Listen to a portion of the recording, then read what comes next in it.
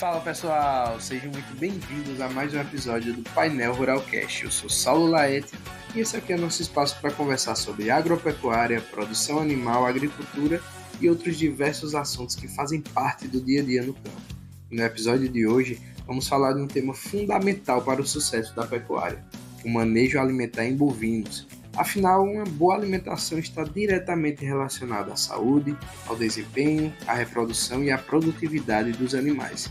E para bater esse papo com a gente, recebemos a nossa convidada, doutora Fabiana Dantas, zootecnista pela Universidade Federal do Rio Grande do Norte, mestre em produção animal pela Universidade Federal da Paraíba, Campus Areia, e doutora em engenharia de alimentos pela Universidade Federal de Santa Catarina. Atualmente ela é professora titular do Instituto Federal do Sertão Pernambucano, Campus Petrolina Zona Rural, onde atua na formação de profissionais e na área de ensino, pesquisa e extensão. Fabi, seja muito bem-vinda ao Painel Ruralcast, é um prazer recebê-la aqui para conversar com a gente sobre manejo alimentar de bovinos e, claro, compartilhar um pouco de sua experiência e sua trajetória profissional. Então, Fabiana, para começar, o que é manejo alimentar e por que ele é tão importante na produção de bovinos? Primeiramente, muito obrigada, Saulo, por esse convite. Eu estou achando fantástico a sequência de temas que você está trazendo realmente no painel, né? E fico bem feliz também de poder contribuir um pouquinho e falar de um tema que realmente faz toda a diferença na pecuária. Né? O manejo alimentar ele não é importante apenas para a produção de bovinos, né? Mas também para as demais espécies. Mas a gente percebe que muitas vezes ele não tem uma atenção, né? Tipo, os produtores eles não dão tanta atenção a esse manejo. Eles acham que qualquer alimentação serve, né? Que qualquer coisa vai dar realmente um suporte legal. E a gente sabe que no manejo alimentar a gente precisa fazer realmente um balanço nutricional de uma forma a fornecer tanto nutrientes, de modo geral, como carboidratos, proteínas, minerais, vitaminas, mas também a água, né, para que a gente tenha um retorno legal em termos de produtividade, seja em termos de ganho de peso, ou seja em termos de produção de leite. Então, qual o maior erro que você observa na alimentação dos rebanhos? Então, considerando que nós estamos numa região de semiárido, e aí nós temos irregularidade na oferta de alimentos devido à irregularidade na questão da água, né, da ocorrência de chuvas na região, o produtor muitas vezes ele não se prepara para esses períodos de escassez. E é o que acontece. Baixa oferta, por exemplo, de volumoso, né? Ela exige que aconteça o quê? Duas coisas. Tanto a suplementação dos animais, quanto a produção de forragem para poder suprir a exigência nutricional desses animais. Principalmente no semiárido, né? Isso. Então, essa é uma característica de sertão. Então, a gente está aqui na região Petrolina, Vale de São Francisco, né? Se fala muito sobre irrigação, se fala muito sobre a questão do potencial que o vale tem. Inclusive, a gente tem poucas vezes se fala sobre a bovinocultura, que é tão importante, né, para o nosso produtor rural, para a agricultura familiar. E é uma atividade que realmente traz uma importância social e econômica, mas o que acontece o produtor, às vezes, ele meio que negligencia a necessidade de produção de feno, produção de silagem, né, uma renovação de pastagem, uma recuperação de áreas degradadas e até mesmo a suplementação dos animais quando é necessário. Então, como o produtor sabe que se a dieta está adequada para os seus animais? Pronto. O produtor que está ali no manejo, no dia a dia, né, desses animais, ele vai observar se realmente está acontecendo o ganho de peso, se eles estão, de fato, né, demonstrando todo o potencial que esses animais têm, seja em termos de ganho de peso, seja em termos de produção de leite. Então, ele vai avaliar, por exemplo, o score corporal desses animais para saber se essa dieta, se essa nutrição está sendo de fato adequada. Ou se precisa, né, de ajustes. Uma outra coisa que ele pode observar, no caso aí de um sistema semi-extensivo ou no sistema intensivo, então quando ele fornece um alimento no coxo, é importante no dia seguinte a gente observar as sobras.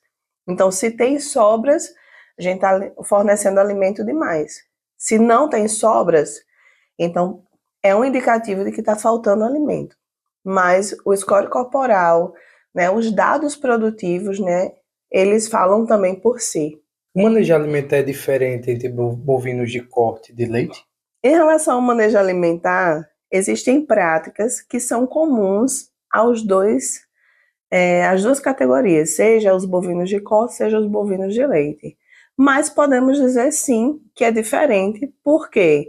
Porque são aptidões que demandam exigências nutricionais, né?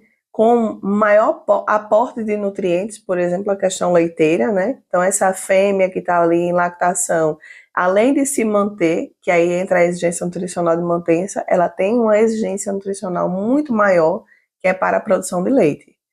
O que vai ser mais determinante é justamente as categorias dos animais. Então, animais que estão na fase inicial, lá de cria, né, ou recria. Aí, o animal de terminação, no caso dos animais de corte, eles precisam, sim, de um aporte nutricional, né, mais elevado. Mas, no caso das fêmeas leiteiras, as fêmeas mais jovens têm um aporte nutricional menor, enquanto que aquelas fêmeas que estão ali em alta produção têm um aporte nutricional muito maior, né, uma exigência nutricional muito maior, até pelo estágio fisiológico que ele se encontra. Você já respondeu minha próxima pergunta. Sério? O que nunca pode faltar em uma dieta equilibrada, Fabiana? Então, para equilibrar uma dieta para ruminantes, né, nós sabemos que eles precisam de fibra, então eles precisam de volumoso e boa qualidade. A gente não pode esquecer a questão dos outros nutrientes, né? Como, por exemplo, a água, ela é bem importante também nesse contexto, principalmente porque a gente está no sertão, mas o volumoso ele vai ser essencial. Interessante que quando falamos em alimento, a água, muita gente nem considera como um alimento. De fato, assim, esses dias mesmo conversando com os alunos, então falando sobre essa questão da alimentação, e eles falaram várias coisas, ninguém falou sobre água. Pois é. E aí eles negligenciam, né? E a água, ela é tão importante quanto os outros nutrientes, né? Por isso que é considerada um nutriente essencial. Qual a importância do volumoso na alimentação dos bovinos? Então, os bovinos são animais ruminantes. E os ruminantes, eles dependem da fibra, né? Para que o processo digestivo ele aconteça de uma forma eficiente, né? Realmente que haja ali um processo de digestão de qualidade, seja desde a questão da absorção, apreensão do alimento, né? O processo de quebra desse alimento e o processo de absorção do nutriente. Então, para que o ruminante ele seja de fato eficiente, ele precisa de fibra para que o rumen atue ali, né, bem, fisiologicamente, né, favorecendo, então, o processo alimentar. E aí o volumoso, né, ele vai ser essencial nesse processo. A gente pode fornecer um concentrado, um suplemento, mas o volumoso é aquele alimento que não pode faltar de forma alguma na alimentação de um bovino. O que deve ser observado na qualidade da silagem e do feno em relação à conservação de forragem? Olha, muitas vezes, né, o produtor ele não se atenta a esses detalhes. E aí essa é uma pergunta assim, essencial, porque a boa conservação é o que vai determinar a qualidade desse alimento. Então, a forma como a gente guarda esse alimento, a forma como a gente acondiciona, deixa na nossa propriedade, ou até mesmo no processo de produção, vai ser determinante para que tenhamos um alimento de qualidade. E aí existem alguns fatores visuais que a gente vai poder determinar. Então, quando você observa a ausência de fungos, né, a ausência de bolores, né, o cheiro também, que seja um cheiro agradável, né, geralmente adocicado, né. Então, outra coisa seria a coloração. Então, se você vê, por exemplo, numa silagem, ali uma camada já escura, né, isso é um indicativo de que não houve uma boa fermentação. E aí, todos esses fatores juntos, eles vão influenciar diretamente no alto valor ou no baixo valor, né, nutricional que esse alimento tem para esse animal. Justamente. E uma coisa que queria falar no início, a diferença de manejo alimentar e manejo nutricional, não é? Porque um fala das exigências mesmo de cada categoria dos animais, diferentemente do manejo alimentar. Tipo a oferta desses ingredientes, desses alimentos, dessas dietas, né? Pois é, eu venho falando, a gente aqui conversando, e eu falando assim, exigência nutricional, alta exigência, mantença, né? E é justamente isso. E aí tem uma diferença, porque no manejo alimentar é aquele manejo da forma como você lida com os alimentos, a forma como você Perfeito. oferta, a forma como você processa o alimento, seja, digamos, a gente recolhe no campo para poder fornecer para o animal, tritura, passa na forrageira, né, corta, pinica, né, seja no facão, por exemplo, com a palma, né, e aí a outra questão que está diretamente associada, que a gente não pode esquecer de momento nenhum, é justamente a questão do manejo nutricional. Perfeito. E aí dentro do manejo nutricional é importante a gente conhecer o nosso rebanho. Sempre eu falo, principalmente falo com os nossos alunos, né, do ensino médio, do curso técnico e tudo, que a primeira coisa quando a gente chega numa propriedade é entender qual é a espécie que a gente está trabalhando, porque isso nos dá um norte. Então a gente está conversando aqui hoje sobre bovinos, são animais ruminantes, então eu já tenho um norte na minha cabeça que eu preciso balancear essa dieta de acordo com a espécie que eu tenho. E aí uma outra questão é a gente relacionar essa exigência nutricional com a categoria dos animais. Então eu tenho animais de mantença, que são aqueles animais que precisam dos nutrientes, precisam daquele alimento para que ele possa realizar as suas necessidades vitais. Respirar, caminhar, se alimentar, né? Então aqueles processos, né, que fazem com que o animal esteja vivo. Como o nome diz, exigência de mantença. Então, esse é o primeiro nível de exigência. E aí a gente parte para os demais. Temos, então, a exigência nutricional de crescimento. Ela é tão importante para o bovino de corte quanto para o de leite. Né? O animal ele vai crescer, ele nasceu, é um bezerro, e ele vai mudar de categoria. Foi desmamado, passa então para uma categoria de recria, né? E está ali desenvolvendo, né, todo o seu potencial corporal. E aí depois eles entram numa outra fase, porque aí chega a puberdade e eles vão entrar na fase reprodutiva. E aí, consequentemente, a exigência nutricional também aumenta, porque tem a exigência nutricional de produção, seja ela de reprodução, no sentido reprodutivo de fato, seja no sentido de gestação e lactação, né? Os animais, por exemplo, que vão para corte, né, depois dessa etapa que eles cresceram, né, eles não entram para a reprodução, eles vão para a fase de terminação e depois são abatidos. Mas nós temos o rebanho base, que aí tem, no caso, os reprodutores e as matrizes, e eles, né, são aqueles animais que o produtor ele tem que estar de olho ali e focado realmente no manejo nutricional, para poder alimentar eles de uma forma bem eficaz, né, para que eles possam demonstrar toda a sua produtividade. Quando é necessário utilizar concentrados? Vamos lá. E se tratando principalmente de uma região onde nós estamos aqui, né, que a nossa mata nativa é a caatinga, então, de um modo geral, nós vamos ter aí prioritariamente o sistema prioritariamente o extensivo, né, mas aí vem o semi-extensivo, que acho que a maioria, talvez, dos produtores, de fato, que estão no comércio, eles aderem, e aí o intensivo. E aí, quando o pasto ele é de baixa qualidade, ou quando chega aqueles períodos de escassez de água, onde realmente a caatinga, né, a gente vai perceber ali uma redução da oferta de pastagem nativa, e aí também entrariam as pastagens cultivadas, a gente percebe que existe uma necessidade de suplementação. E aí é quando a gente vai em busca realmente do concentrado para suprir as exigências nutricionais dos animais, principalmente se eles estiverem na fase de maior produção. Por exemplo, é a fase de terminação, E aí eu não quero que esse animal ele sofra por causa da ausência de nutrientes. Ou eu tenho fêmeas paridas, né? Ou tenho fêmeas que estão aí no pico de lactação, e aí eu preciso suplementar, preciso ofertar um concentrado para que não caia a produção dos meus animais. E direcionado principalmente à proteína e energia, né? A parte do Sim, concentrado.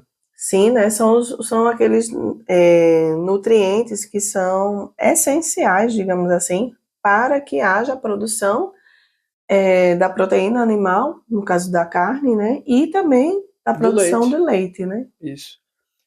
A suplementação mineral é realmente indispensável? Sim, essa é algo assim inegociável, né? Às vezes os produtores também têm uma certa resistência, né? Eles acham que o animal vai em busca dos minerais, né, na natureza, mas a gente chega a um momento, né, de que para evitar as deficiências nutricionais, né, ou, por exemplo, as quedas mesmo no desempenho produtivo, é necessário ofertar as misturas, né, não só de minerais, mas de vitaminas também, né, no caso os suplementos. Sim. Como a água interfere no desempenho dos animais? A água, né, como a gente estava falando, ela é essencial. E Com aí ela certeza. faz parte aí de mais de 90%, né, do corpo do animal. E aí é aquele nutriente chave que ele interfere, por exemplo, no consumo, né? Então, se você tem uma dieta muito seca e com ausência de água, inibe o consumo, né? E a gente vai ter aí uma grande quantidade de matéria seca. Mas também, se a gente não tem água, vai interferir no ganho de peso, né, consequentemente, e também na produção de leite. Até porque a água vai ser aquele nutriente principal, né, na composição do leite. Como o produtor pode reduzir os custos da alimentação sem comprometer a produtividade? Vamos lá. A gente está falando agora de é, custos, né, e produção. Então, isso já remete à questão de planejamento, né, já remete à questão de gestão. O produtor ele precisa colocar na cabeça dele que ele tem uma empresa ali, ele tem um negócio e ele precisa se planejar, né? Então, para que não haja realmente problemas, né, ele precisa colocar tudo na ponta do lápis. E aí isso parte desde observar qual o período que eu tenho maior disponibilidade de forragem nativa, qual o período que eu preciso suplementar meu animal, e aí eu vou planejar, né, vou fazer o meu planejamento forrageiro ou meu planejamento nutricional. E isso vai me fazer com que eu reduza, por exemplo, os desperdícios, eu economize porque eu não estou gastando forragem demais ou alimento demais desnecessariamente, ou até mesmo vai fazer com que eu economize, por exemplo, na aquisição de um suplemento, na aquisição de uma forragem, né? Então, o planejamento seria a palavra-chave. Quais estratégias você recomenda para o período de seco ou também de escassez de alimento? Nesse período, é fundamental que o produtor ele tenha em mente que ele precisa adotar as práticas de produção, de conservação de forragem e de armazenamento, né? Então, seria justamente aquela questão de produzir silagem, produzir feno antes do período de seca. Porque muitas vezes a gente vê aí, chegou o período da seca, aí o produtor pensa, e agora? Né? E agora? Então, isso faz com que eles realmente precisem gastar com grãos, gastar comprando silagem, comprando feno, né? Mas se antecipar ao período de seca e produzir antes seria realmente a melhor estratégia. A palma forrageira pode ser uma alternativa interessante na alimentação e em que situações? Sim, a palma ela é realmente uma alternativa, né? A gente vê que tem muitos estudos voltados para o uso da palma forrageira na alimentação. Existem inúmeras variedades também de palma, né? Cada vez mais em busca de uma palma que seja mais eficiente, né? Que tenha um melhor nível de nutrientes, né? E principalmente aqui no semiárido, ela é uma alternativa interessante porque ela é resistente, né? Ela apresenta uma resistência à seca, né? É uma cactácea, e aí ela fornece para os nossos animais um nutriente que é fundamental, que é a água, e também a energia. Quais alimentos alternativos podem ser utilizados na alimentação dos bovinos? Então, dependendo da região, nós vamos ter uma variedade, certo, de alimentos. É importante considerar, por exemplo, se há uma agroindústria, né, se tem alguma fábrica, tem alguma indústria, algo voltado para alimentação, para a produção de produtos, né, alimentícios, porque esses produtos eles vão gerar resíduos.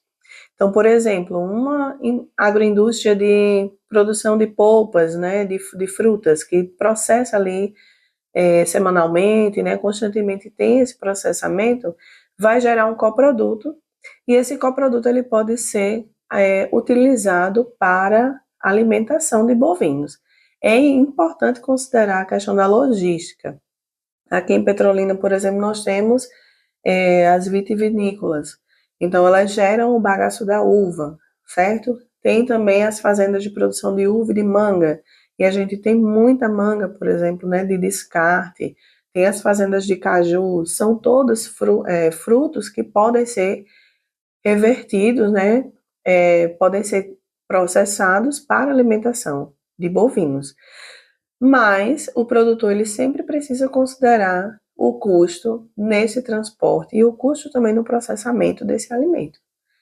No geral, acaba sendo uma alternativa viável, né? Principalmente pelo aporte nutricional, né? O valor em termos de nutriente que esses coprodutos eles trazem para os animais. Eu lembro que no meu mestrado eu utilizei resíduo do bagaço da uva na alimentação das cabras de leite. E Tamo quando eu levei junto. para a Embrapa, tem uma proteína boa, concentração boa. Se eu não me engano, 16 a 17%. Foi bem interessante.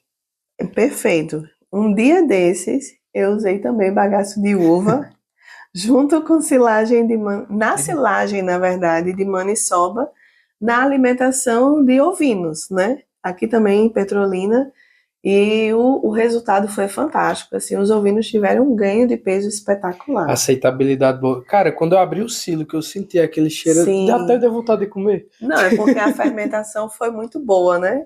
E aí, assim, realmente os animais, eu percebo que esse é um coproduto que faz toda a diferença na alimentação de ruminante. Como evitar desperdícios na alimentação no coxo? Isso daí a gente leva em consideração justamente a estrutura que está sendo fornecida para o animal, né? Então, essa estrutura que está ali servindo como coxo, ela precisa ter sido planejada de acordo com a altura do animal, dimensionada de acordo com a quantidade também de animais, né? A gente percebe que muitas vezes tem uma grande quantidade de animais e o coxo pequenininho. Ou às vezes, né, o produtor optou por uma raça de grande porte e colocou o custo muito baixo. E aí isso daí pode prejudicar a questão do consumo. Quais sinais mostram que o rebanho está mal alimentado? Acho que tem um pouco a ver com a questão do manejo, né, que a gente estava falando.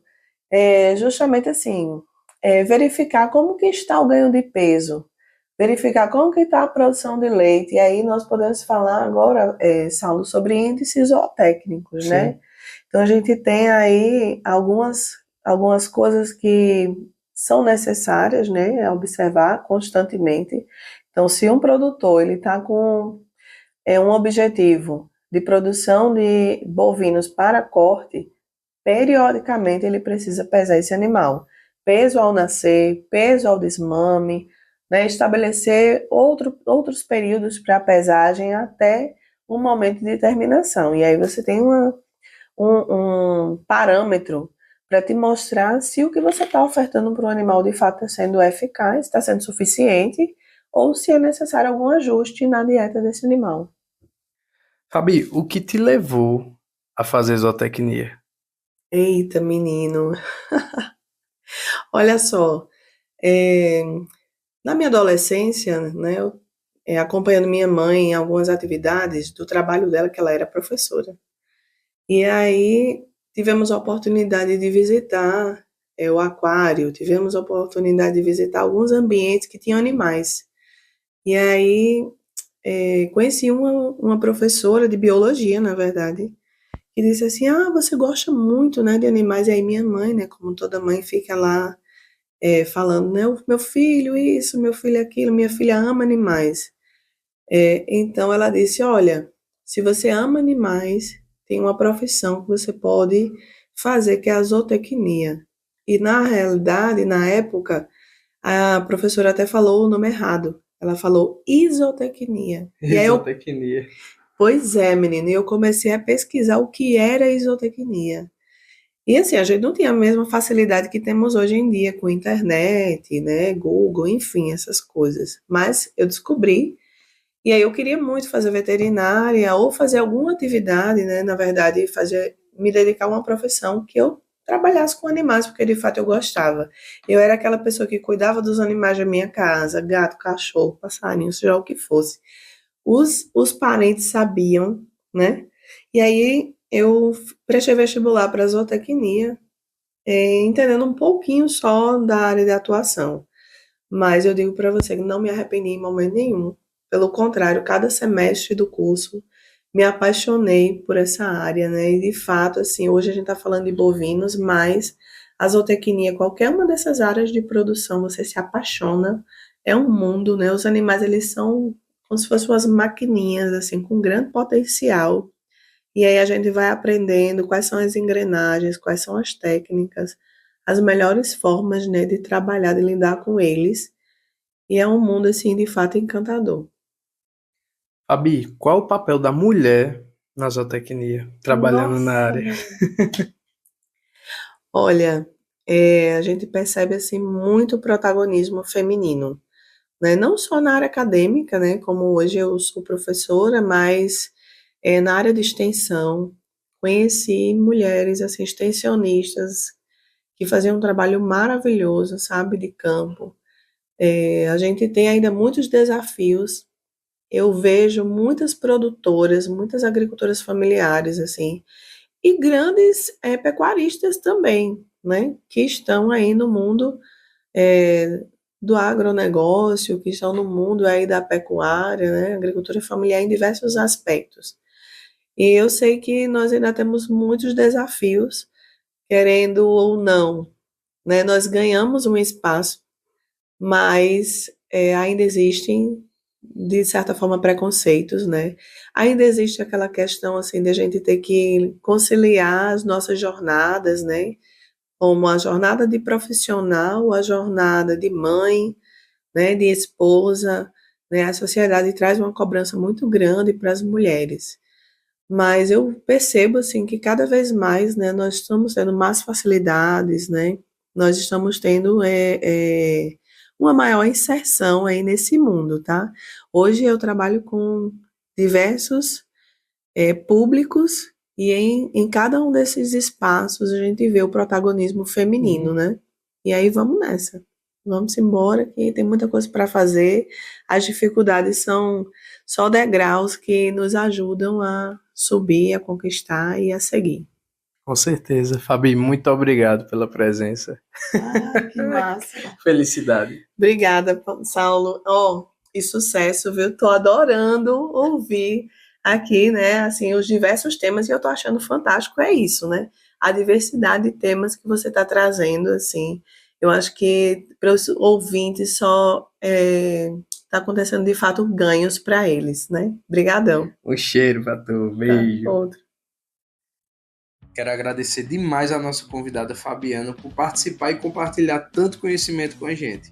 E você que nos acompanhou até aqui, segue a gente no Instagram, acompanha o Painel Rural Cast também no Spotify e no YouTube. Assim você não perde nenhum de nossos próximos episódios.